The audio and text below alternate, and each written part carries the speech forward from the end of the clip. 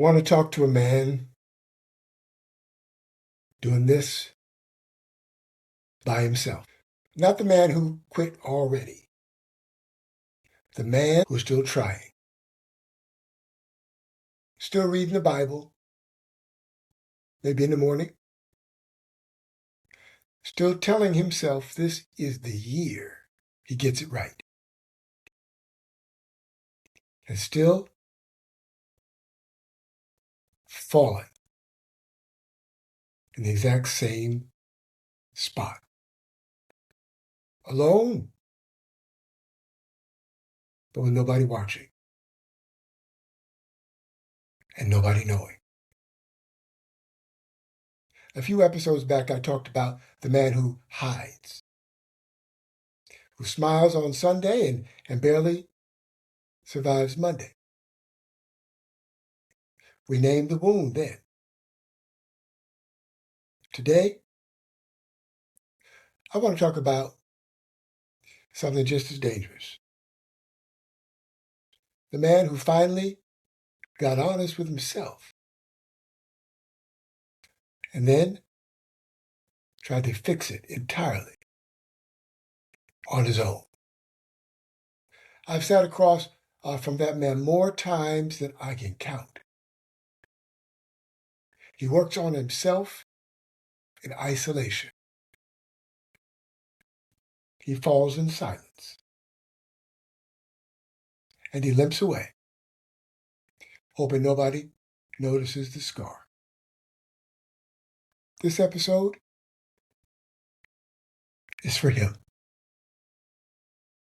This is the Marc Little Show. I am Marc Little. I am your host. I'm a pastor, I'm a lawyer, and a political commentator. We'll be right back.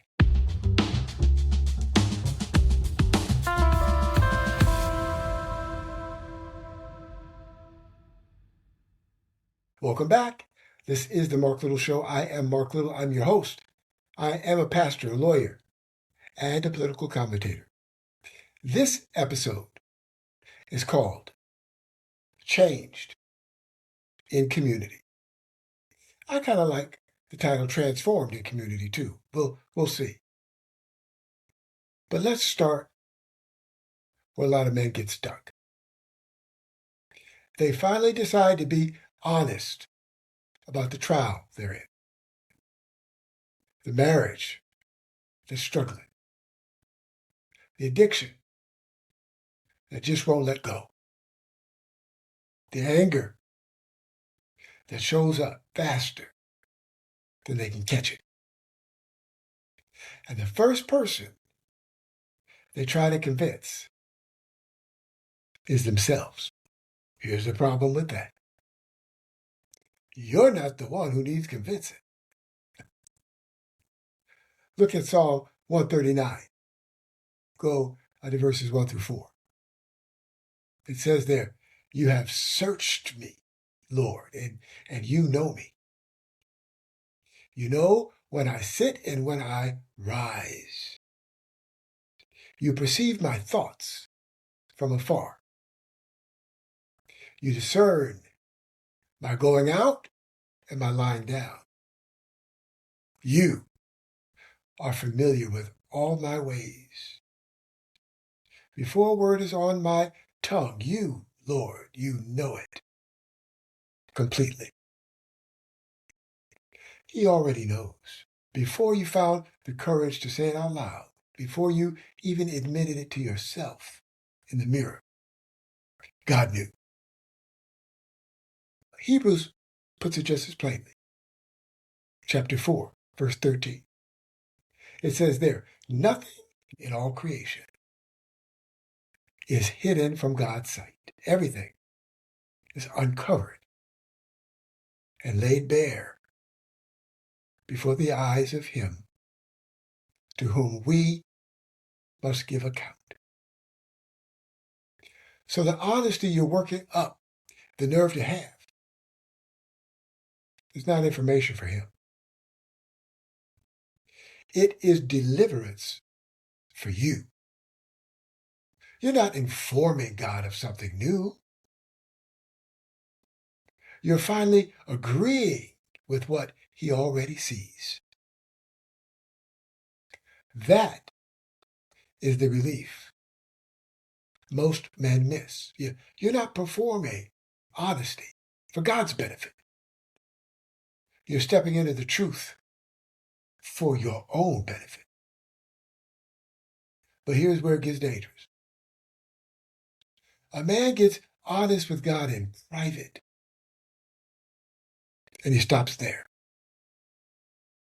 He never brings another human being into it.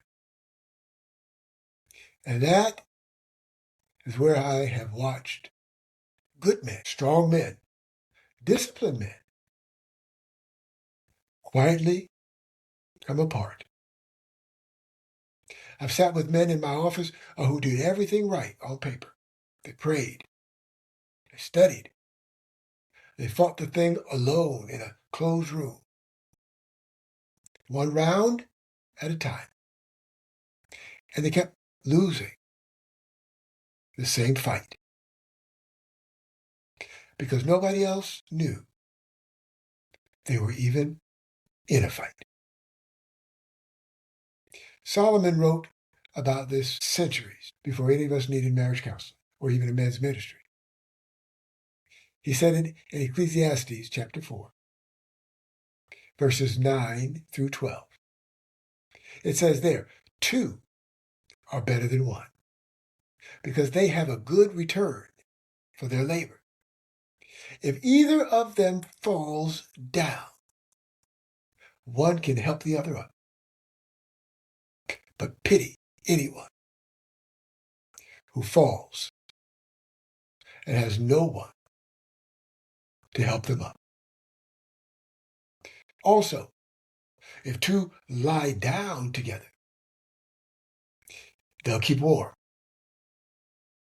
But how can one keep warm alone? Though one may be overpowered, 2 can defend themselves.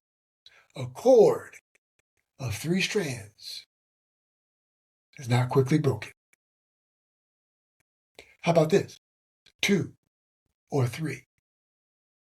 Not a program, not a small group roster where everybody nods politely once a month.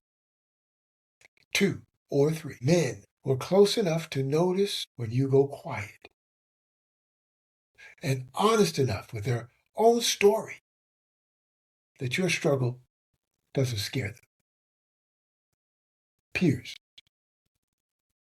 And here is the distinction that matters most. There is a difference between a peer and an admirer. An admirer needs you to stay impressive. Admirer wants the version of you that has it all together, because that version is useful to him. A peer already knows what it costs to be a man in this life, because he's paying the same price you are. He won't flinch when you tell him the truth. And he will not need convincing when you finally have a win. He claps for you because he is not competing with you. He's standing next to you. That's a good one. Let it sink in. This is the Marc Little Show. I am Marc Little. I am your host. I'm a pastor, lawyer, and a political commentator. We'll be right back.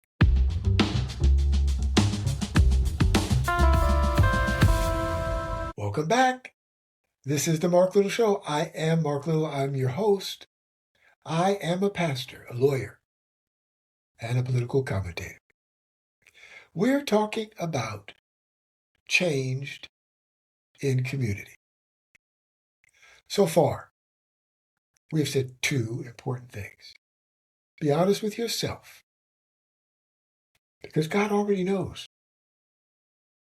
And do not carry that honesty alone. Find 2 or 3 men who are peers, not admirers. Now, I want to get to the actual goal here, because honesty and accountability, they're not the finish line. They're the road that gets you somewhere. And where you're headed is transformation. Romans chapter 12, verse 2. It says there, do not conform to the pattern of this world, but be transformed by the renewing of your mind. Then you'll be able to test and approve what God's will is, his good, pleasing, and perfect will. That word transformed is not a one-time decision. It's a renewing, which means it happens again and again and again. And the actual material of your thought life, what you rehearse in your mind when nobody's watching, what you let yourself dwell on in the quiet minutes before you fall asleep. That's the real estate where transformation either happens or it doesn't.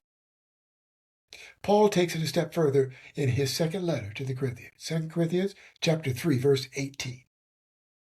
He says there, and we all, who with unveiled faces contemplate the Lord's glory, are being transformed into his image with ever-increasing glory, which comes from the Lord, who is the Spirit, into his image, not into a better version of the old pattern, into Christ. That is the actual target. Every time you deal honestly with a trial and let a peer speak into it. But here is what a lot of men get wrong about that verse. They think transformation is a private renovation project. Sometimes that happens between them and God, with the door shut. And the writer of Hebrews will not let us get away with that. Come with me to Hebrews chapter 10, verses 24 and 25. It says there, and let us consider how we may spur one another on toward love and good deeds, not giving up meeting together, as some are in the habit of doing, talking to somebody there, but rather encouraging one another. And all the more as you see the day approaching, spur one another on. That only works in proximity. You can't spur a man you never see. So let me ask the question, how can you be light to anybody if you're not close enough to anyone to be seen or to shine? How? A man who is transforming in complete isolation is not actually being tested. He's theorizing. The real proof of transformation shows up in a room with other people where your patience gets tested. Your pride gets checked. And your growth gets witnessed by somebody who was there the last time you failed. So here's what I want to leave you with. Stop performing honesty for God who already knows everything about you. And let that honesty out into the open instead. Find your 2 or 3. Not admirers, peers, men who will not flinch at your worst day and won't need convincing on your best one. and let the transformation Paul and the writer of Hebrews describe actually happen in a room with people where it can be seen and where it can be proven real. The man who works on himself alone falls alone and limps away, hoping nobody notices the scar. That does not have to be a story anymore. Not because you found more willpower, because you stopped trying to do this by yourself. I am Marc Little. Thank you for listening. Be ye transformed by the renewing of your mind. Until next time, may the Lord bless you.